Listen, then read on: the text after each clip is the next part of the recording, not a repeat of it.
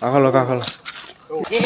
ସାଙ୍ଗମାନେ କ'ଣ ଆପଣମାନେ ଜୀବନରେ ଏଇ ଦୁଇଟି ଭୁଲ କରୁଛନ୍ତି କି? ତାହେଲେ ଏ କାହାଣୀ କେବଳ ଆପଣଙ୍କ ପାଇଁ।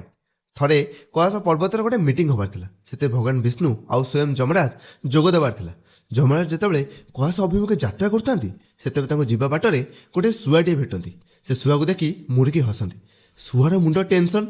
ଆଉ କିଏ ହସିଥିଲେ ହେଲେ ଚଳିଥାନ୍ତା, ଯମରାଜ ସ୍ୱୟଂ ମୃତ୍ୟୁ ଦେବତା ହସିଲେ ମାନେ ମରିବା ଥୟ। ଯେତେବେଳେ ମଣିଷ ଏମିତି ଟେନସନରେ ପଶେ ଉପର ଚ୍ୟାନେଲରେ ହାତ ଲଗାଏ, ସେମିତି ଶୁଆ ଉପର ଚ୍ୟାନେଲରେ ହାତ ମାରିଲା। ତାର ଭଲ ସାଙ୍ଗ ଗରୁଡ଼ ମହାରାଜ ଥିଲେ। ସେ ଗରୁଡ଼ଙ୍କୁ ସ୍ମରଣ କଲା। ଗରୁଡ଼ଙ୍କୁ ସବୁ କଥା ଜଣାଇଲା କି ଯମରାଜ ଦେଖି ମୋତେ ହସିଲେଣି, ମରିବା ଥୟ, ଆପଣ ଟିକେ ଭଗବାନ ବିଷ୍ଣୁଙ୍କୁ କହି ମୋ ଆୟୁ ଅବଧି ବଢ଼େଇ ଦିଅନ୍ତେନି। ଗରୁଡ଼ ମହାରାଜ ଶୁଆର ସମ୍ପୂର୍ଣ୍ଣ କଥା ଶୁଣିଲେ। ତାଙ୍କୁ କହିଲେ, ତୁ ମୋ ପିଠିରେ ବସ, ମୁଁ ତୋତେ ନେଇ ବହୁତ ଦୂରରେ ଛାଡ଼ି ଆସିବି ଯେଉଁଠି ଯମରାଜ ପହଞ୍ଚି ପାରିବେ ନାହିଁ।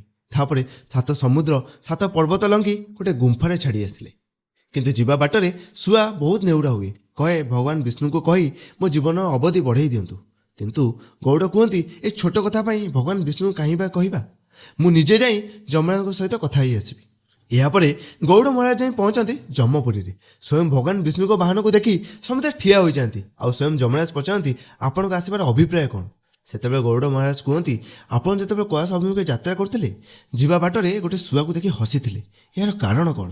ସେତେବେଳେ ଯମରାଜ ଆହୁରି ଜୋରେ ଜୋରେ ହସିବାକୁ ଲାଗିଲେ ଆଉ କହିଲେ, ମୁଁ ସେତେବେଳେ ଠିକ୍ ଏହା ଭାବୁଥିଲି କି ଶୁଆଟି ବର୍ତ୍ତମାନ ଏଠି ଉପସ୍ଥିତ ଅଛି, କିନ୍ତୁ କିଛି ସମୟ ପରେ ତାର 7 ସମୁଦ୍ର ଡେଇଁ 7 ପର୍ବତ ଲଙ୍ଘି ଗୋଟେ ଗୁମ୍ଫାରେ ବିଲେଇର ଶିକାର ହେବାର ଅଛି। ସେ ଶୁଆଟି ମରିବ କିପରି? କିନ୍ତୁ ଏବେ ମୁଁ ଏହାର ଉତ୍ତର ପାଇଗଲି। ଠିକ୍ ସେହି ସମୟରେ ସେ ଶୁଆଟିର ଆତ୍ମାକୁ ନେଇ ଯମଦୂତମାନେ ଆସି ପହଞ୍ଚନ୍ତି। ଗରୁଡ଼ ମହାରାଜ ବହୁତ ମନ ଦୁଃଖ କରନ୍ତି ଆଉ କୁହନ୍ତି, ମୁଁ ହିଁ ସେଇ ଯେ ତାକୁ ସେ 7 ସମୁଦ୍ର ଡେଇଁ 7 ପର୍ବତ ଲଙ୍ଘି ସେ ଗୁମ୍ଫାରେ ଛାଡ଼ି ଆସିଥିଲି। ତେବେ ଏ କାହାଣୀରୁ କ'ଣ ଶିଖିଲ? ସେ ଦୁଇଟି ଭୁଲ ଆପଣ କ'ଣ କରନ୍ତି? ପ୍ରଥମ ଭୁଲ, ଆପଣ ଭାବୁଛନ୍ତି କି ଆପଣଙ୍କ ମୃତ୍ୟୁ ବହୁତ ବିଳମ୍ବ ଅଛି। ଦ୍ୱିତୀୟ ଭୁଲ, ଆପଣ ଭାବୁଛନ୍ତି କି ଆପଣଙ୍କ କର୍ମକୁ କେହି ଦେଖୁନାହାନ୍ତି ଆଉ ଆପଣଙ୍କ କର୍ମଫଳ ଆଉ ଭାଗ୍ୟଫଳକୁ ବଦଳା ଯାଇପାରେ। ଜୟ ଜଗନ୍ନାଥ।